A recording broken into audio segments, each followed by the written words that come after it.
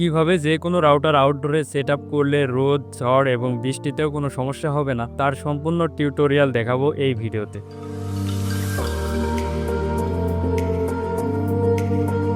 প্রথমে আমরা একটা বড় ঢম নিয়েছি। যেহেতু আমাদের রাউটারের অ্যান্টেনা 4টা 4 কোণায়, তাই এমন একটা ঢম বেছে নিয়েছি যার ভেতরে রাউটারটি সুন্দরভাবে সেট হয়। আর যদি 3টা অথবা 4টা অ্যান্টেনার রাউটার হয় আর অ্যান্টেনাগুলো একই সাইডে থাকে, তাহলে একটু চিকন ঢম হলেও সমস্যা নেই। ঢমের নিচের অংশটুকু সমানভাবে কেটে নিতে হবে আর রাউটার এবং অনু ভেতরে রেখে ঢমের নিচে 2 ইঞ্চি জায়গা রাখতে হবে, যাতে বৃষ্টির পানি কোনোভাবে রাউটার বা অনুতে প্রবেশ করতে না পারে। আমার কাছে আছে TP-Link আর্চার C64 রাউটার এবং সি ডাটা অনু আর একটি ডিসি 12 ভোল্টের ফ্যান। যেহেতু আমরা রাউটারটি রোদের ভেতরে রাখবো, তাই ঠান্ডা রাখার জন্য এই ফ্যানটি ব্যবহার করছি। আর এই ফ্যানটি দেওয়ার পর রাউটার এবং অনু রোদের তাপ থেকে অনেকটাই নিরাপদ রাখতে পারে। আমাদের রাউটার এবং অনু যেহেতু একই সাথে রাখবো, তাই দুইটাই একসাথে টেপ দিয়ে সংযুক্ত করে দিয়েছি। আর এই সময় খেয়াল রাখতে হবে রাউটার এবং অনুর পোর্টগুলো যেন একই সাইডে হয়, তাহলে কেবলগুলো কানেক্ট করতে সুবিধা হবে। একেবারে শেষের দিকে ঠিক এইভাবেই ডিসি ফ্যানটি অনুর সাথে লাগিয়ে দিব। রাউটারের নিচের দিকে দিব না, কারণ আমাদের রাউটারে বাতাস যাওয়ার কোনো রাস্তা নাই। এরপর ঢমের ভেতরে রাউটার এবং অনু সেট করে 4টা অ্যান্টেনা নিচের দিকে দিয়েছি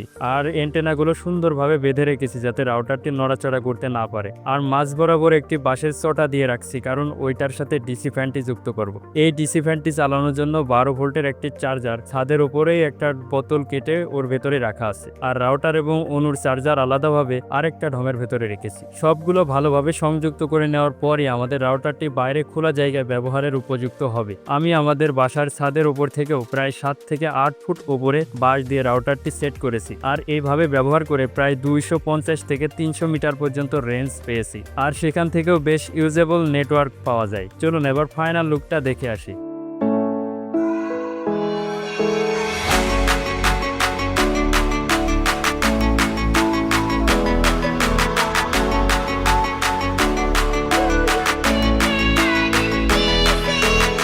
এই ছিল আজকের ভিডিওটি ভালো লাগলে অবশ্যই একটা লাইক করে কমেন্টে আপনাদের মতামতগুলো জানিয়ে দিবেন। পরবর্তী ভিডিও আসা পর্যন্ত ভালো থাকবেন, সুস্থ থাকবেন।